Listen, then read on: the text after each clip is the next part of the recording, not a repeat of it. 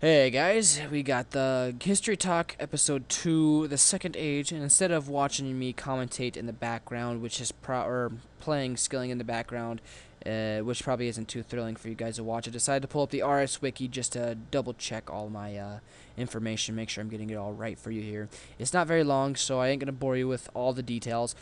Basically, this is known as the Golden Age. If you ask me, the Golden Age is 2006 in RuneScape. Haha, Mills made it funny. Anyways, or the Age of Zor. This age continued until Zaros was defeated by Zamarok, and we'll skip that for now. I don't want to spoil anything. But here's the major events. Guthix went to sleep, Zaros arrives, started making his appearance on Gielinor. World Gate closes, the crystal is cut off from the Elven world. Saradomans lead into Hollowera, or the Hollowland, which is actually modern day the Mari Mari Swamp, which is covered by vampires, ghosts, gases, werewolves, ghouls, all these dead things, which is kind of interesting because it used to be apparently a peaceful land and whatnot. So, Zenoris established an empire. It keeps extending. It goes to Kahaladan. I hope I'm saying that right. And this is when the Tertian god brings the Mahajars from Ferguson, which kind of makes me wonder because the world gate's closed at this point, how he did that. Anyways, he has the Mahajars help the Empire, or help Kahaladan to fend off the Zoranus Empire, and they succeed.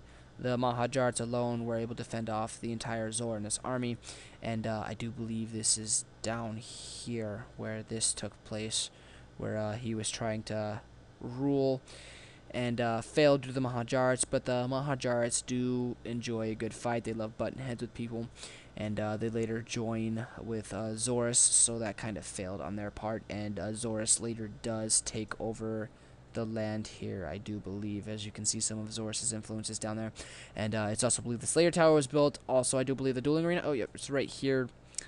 Let's see. Zorus's empire reaches its peak. Today's wilderness, northern Mahashalan, and the Arsagan and the Matera, which yes, it indeed does. Gets over here to the Ghost Ahoy. Have you ever noticed that it has the docks? You see those little two things sticking out there right where my mouse is? Those are the docks in modern day RuneScape. So, haha. Fail on the editors of this part, whoever did that, but whatever, don't care. Let's see what else we got here. Ooh, yes, the betrayal of Zorus. This is a big one. Zamarok had a spy working for him while the I think a Saradomin thief was trying to get, or it wasn't a Saradomin thief, it was actually a Zorus thief. He was acquiring the Staff of Armadale for his master, Zorus. Zorus wanted the staff for himself, but there was a couple spies involved, and Zamarok somehow ended up with the Staff of Armadale, and he believed with this godly item he would have had the power to finish Zorus off. And during this, he stabs him with the staff. It seems like it's a done deal, but nope, Zorus seems to be in the game still, picks Zamarok up, nearly chokes him out, and somehow Zorus slips, and it stabs right through the both of them. All of Zorus's energy flows into Zamarok. Zamarok's a god, but he later gets banished due to killing one of the. It's not even. Oh, right here it says Zamarok was banished by unspecific other god, but returned soon to complete godhood. It doesn't state that Zorus was also banished in the process, and I forgot what else I was gonna say, but oh well. It is also believed that the Stone of Joss was used in Zorus' downfall. Although that's the first time I've read that, I don't think that was actually someone just decided to slap this on there because I don't think that's actually it. And also keep in mind that Zamarok or Zorus had not banished, but cursed everyone who was involved in his betrayal.